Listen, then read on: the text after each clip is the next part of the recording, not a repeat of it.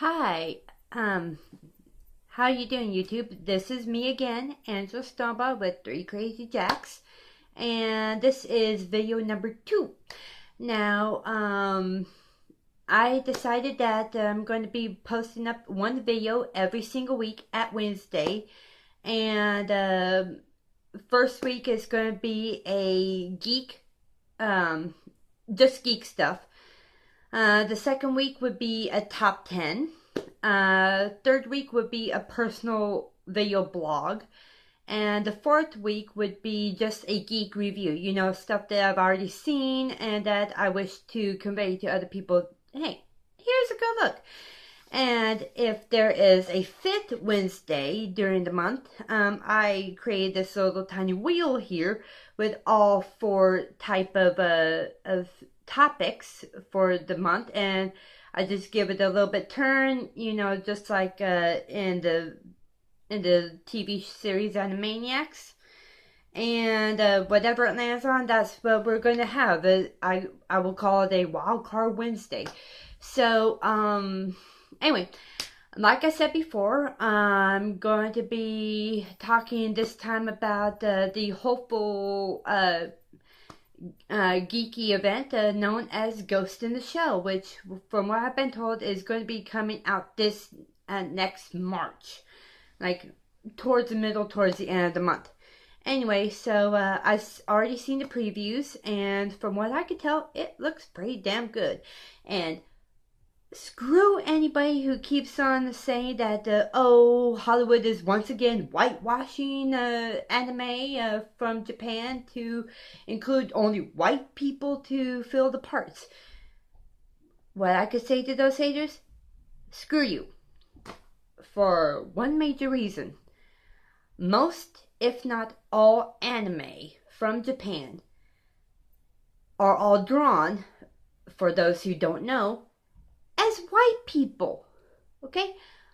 For instance, Full Metal Alchemist.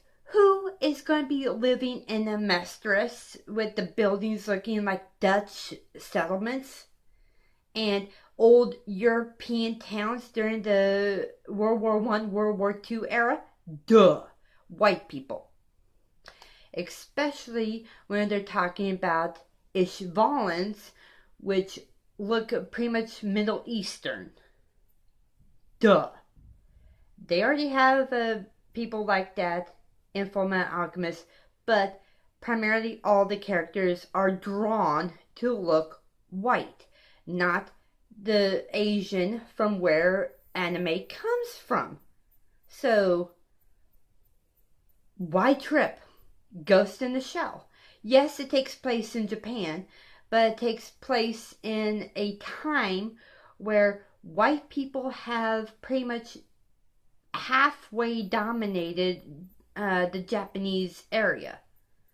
And there is a good 500,000, maybe even a good million white people living in Japan anyway. So where is the whitewashing in that? And most of the characters in Ghost in the Shell are drawn to look white, to look Caucasian. So if anybody is watching this and is still ragging on the whitewashing effect that Hollywood has, screw you. Do your fucking research. That's all I gotta say. Now, that being said, the trailers I have seen for this movie is what I consider phenomenal. They are, from what I can see, including material from all Ghost in the Shell resources. The manga, the original 1984 movie, the 1989 sequel movie, and on top of that, the Ghost in the Shell standalone complex series. I mean, you could see standalone complex very well influenced in the preview where you see the tea house area where the geisha robot is malfunctioning and all geisha robots are attacking the tea house patrons. That's from standalone complex within at least the first episode. And whoever keeps on saying that the Scarlett Johansson gotta be ashamed of herself because when she has on her optical camouflage that she's naked and therefore is going to be unsuitable for even kids to watch. Well, I gotta say, fuck you on that too. Because in the original 1984 and 1989 sequel movies, the optical camouflage was indeed a skin tight, barely see through, full body outfit. And it's supposed to be that way, so therefore, Major Motoko can indeed do all the shit that she does and still look invisible. Now, they included a full clothed full body camouflage, but only during standalone complex, where they have upgraded, even bettered the technology. But standalone complex compared to the original 1984 film was a good, according to the timeline, a good 10 years between the two. So technology gets a little bit better. But the original optical camouflage had to be skin tight because they wanted the people to have free range of movement while they do their martial arts stuff. Now, that being said,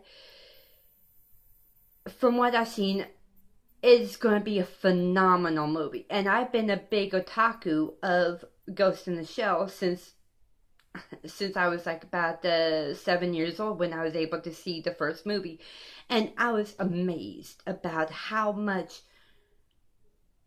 an animation could have adult content in it, and that's how I got to start being in anime, because I got sick and tired of like Thundercats, Silverhawks, and all the other cartoon shows that just talked down to me. I just felt like they were talking down to me and like they were my parents when I was still the kid.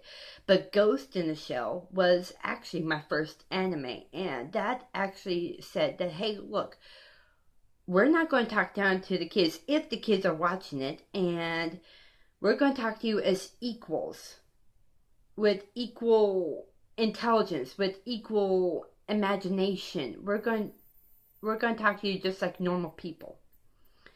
And that's what I loved. And it just got me totally hooked on regular anime. And I also started watching Dragon Ball. Now, I hate Dragon Ball Z. Fuck them. Because why have 5 seasons starring Goku and then having 20 semi-seasons of Gohan and Goten? It's like, why? Why have like an unequal amount of seasons between the son and the grandson and not mostly focus on the father? So that's all I gotta say on that one, and I know I'm going to get hate for it, so I don't care.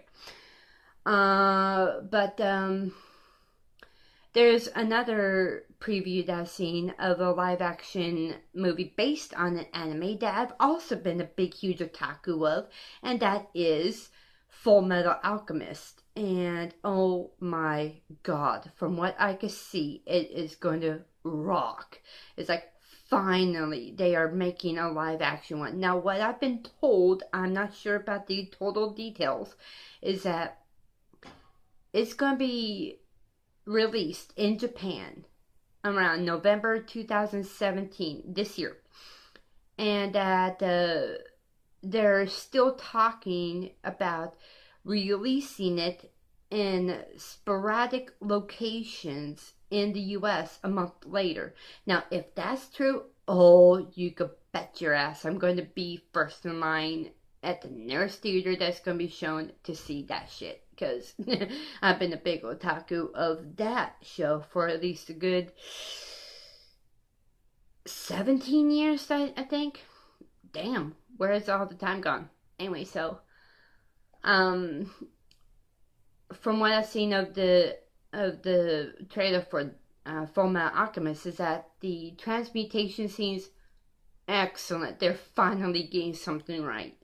The way that Edward looks perfect. And I mean, hell, they even got Alphonse as a CG character. Cool.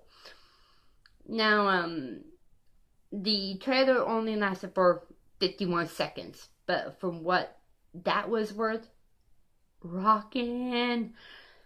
Anyway, so that's pretty much all I gotta say at this point. I do hope that in the future, that from what I got to say, the videos might be a little bit longer, and hopefully I get better at this. Once again, this is 3 Crazy Jacks, numeral 3 Crazy Jacks. You can find us on YouTube. You can find us on Facebook. Like, hope, please. Subscribe, please. Join up on Facebook, hopefully. Get in on all the geeky business. And for next week, it's going to be top 10. So I'm going to kind of do what my hero at this point, Robin Parent Carter from Anime America, she has actually challenged a couple people, or at least challenged the whole internet, on her video of top 10 scenes that make me cry and make me laugh, her own birthday videos, on her group's top 10 list. And she keeps on saying, hey, if you have a list for your own on what makes you laugh and what makes you cry, do it. And she would watch it. Well, that's exactly what I'm going to be doing next week. My top 10 list will be top 10 anime scenes that make me laugh and cry. So it's like going to be 5 choices that make me laugh hysterically and 5 choices that make me cry insanely. So yeah, catch you next week, and hope to get some responses, please. And hope you like this. Bye.